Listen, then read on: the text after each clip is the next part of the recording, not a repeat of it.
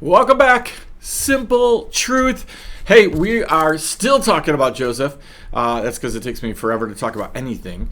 I was just having a conversation with Ned, and he started the ball rolling, and now I'll be thinking about it for probably a year, right? We'll be talking about things. So it's amazing how we get stuck in things. And in the story of Joseph, every time we read a story in the Old Testament, and people always like to discount the Old Testament, but to me it's all about people, right? And so again, my friend Ned was asking how I would build a church, and I said to him, you know what, I'd build relationships. That's what I would do. I'd build relationships. And we look at the Old Testament, we see God building relationships with his people, right? The people that he called out, he didn't just call them and be like, all right, here's the list of what you got to do, go do it.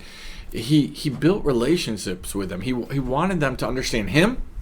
And he, talked to them. Now I'm talking. Now he talked to them about how he understood them. He knew who they were. He knew what they wanted. He knew the weaknesses, the strengths, and all these types of things. So let's look at Genesis chapter 41, right? Again, when you started verse 1, I've already said this probably 15 times. So here's the 16th time on this little talk about Joseph. The very first phrase is, after 2 whole years. Now, I'm currently going through a stage in my life where I'm waiting for a bunch of stuff. Probably you guys are waiting for a bunch of stuff. And wherever you are in life, we're always waiting for God to do stuff, right?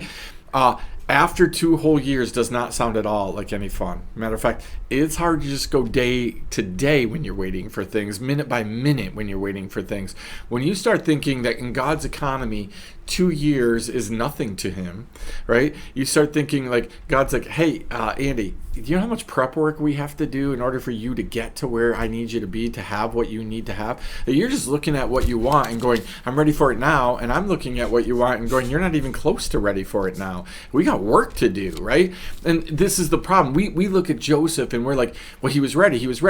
Well, apparently God said either he wasn't ready, the situation wasn't ready, or other people aren't ready. Those are your choices, right?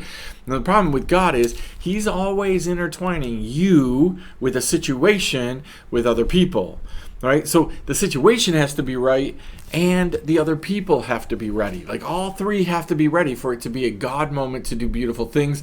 You and I know that if we get that out of whack, if we get that out of balance, if it's I'm ready, the other people are ready, but the situation isn't ready, well, that ends ugly, right? Or if I'm ready and the situation's ready, but the other people aren't ready, well, then that ends up in a really bad place, right? Or what if I'm not ready, but the other two are ready? Right? What if the other person's waiting for me to get ready and I just keep waiting and want the other person to change and want the situation to change, and now we're getting convictional, so I'm going to continue to go on. Here we go. Pharaoh dreamed that he was standing by the Nile.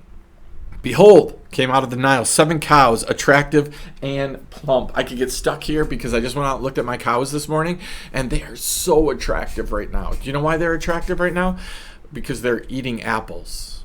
And do you know what apples do to cows? They bloat. They look fat. They look plump. They look like they're great. Like, what a great job, Andy Fred, you are doing raising these cows. Nope. They're just eating apples. And they're getting really fat and plump off of fermented apple juice in their stomachs, right? So that's not where we want to be, right? But Pharaoh has a dream. Now, notice how this works, right?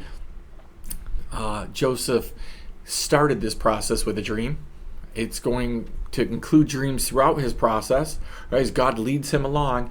And now it involves Pharaoh having a dream. Isn't it funny that we now know that Joseph has got the gift of interpreting dreams, right? But at the very beginning of the story, this whole process started because some brothers didn't like the interpretation of the dream. Even his own father said, hey, wait, are your mother and we're going to bow down to you? That's a little iffy right there, right? So it's about the dreams. And so Pharaoh dreams. He was standing, got these plump cows. Behold, 7 other cows, ugly and thin. So these are cows after apple season, right? They come up out of the Nile and stood by the other cows on the bank of the Nile. Then the ugly, thin cows ate up the 7 attractive plump cows, and Pharaoh woke.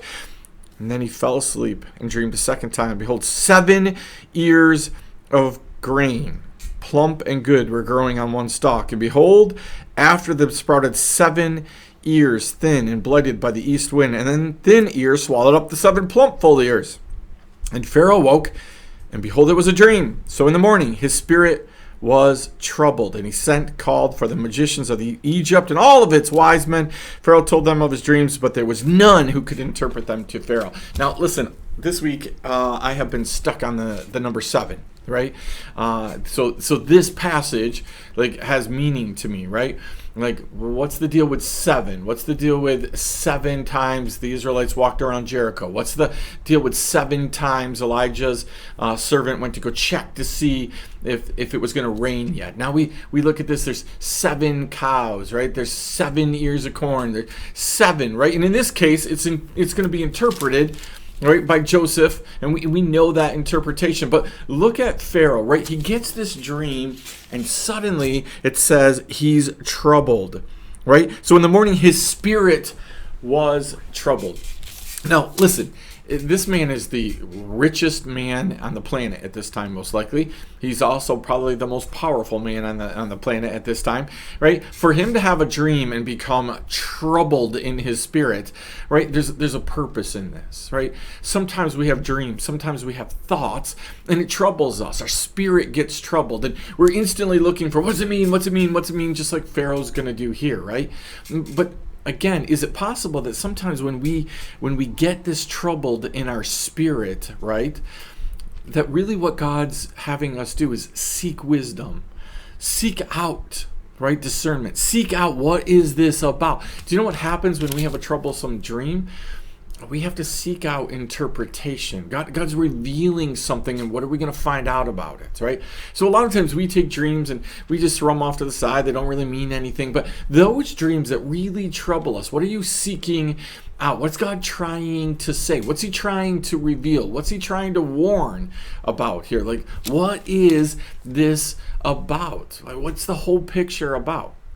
But ultimately, what this is going to do is it leads Pharaoh to play the role he needs to play in God's plan, right? Without these dreams, without Joseph interpreting, that the role that God has for Pharaoh, it's not going to play out, right? This is the catalyst. This is that moment where all of a sudden something happens that gets the whole picture to come in to view. All of a sudden, all the years of Joseph waiting, this is the moment, and it has nothing to do with Joseph. He's not having the dreams, right? He's still in prison when this has happened. He wasn't invited to the party, right? There's no part of this that's Joseph. This is God revealing outside. Isn't that amazing sometimes how that happens?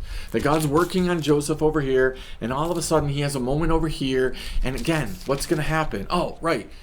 Pharaoh, situation, Joseph, they all have to come together, right? A lot of times that's what we're waiting for. We're waiting for it to all come together, right? But we're waiting for it to come together all in our picture, right? So we're so looking for what's happening with us, and over here on the side, God sends a dream to Pharaoh that kickstarts this whole getting Joseph out of prison. So here's my simple truth to you.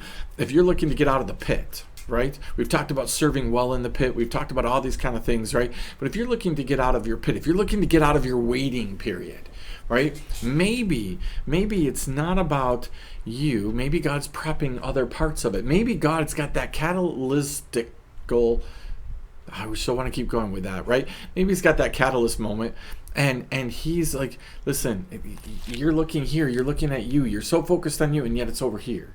Right? It's going to happen over here. This moment, this thing, this event, this day, this job opportunity, this person, whatever is going to come into your life, and it's going to put together all the pieces, just boom, boom, boom, boom, boom. All of a sudden you look back and you go like, oh, well, hey, listen, if Joseph wasn't sitting in prison, by the way, if Joseph wasn't sitting in the prison where Pharaoh put his people. So we go back to the story where he was a servant, and all of a sudden it says very clearly there, what prison was he put in? Oh, he was put in Pharaoh's prison, right? So that's important. All of it plays a role, right? All of it plays a role in what God is doing in your life. So, hey, maybe in your waiting today, maybe what you're really waiting for is God to reveal the whole process, right? Give him that opportunity to do that, right? Quit looking at what you don't have. Quit looking at what you're not doing. Look at just preparing yourself and be open for the fact that maybe your catalyst moment is going to come from the outside. Maybe God's going to reveal something to somebody else that's going to kickstart the end of your process, get you to where you want to go.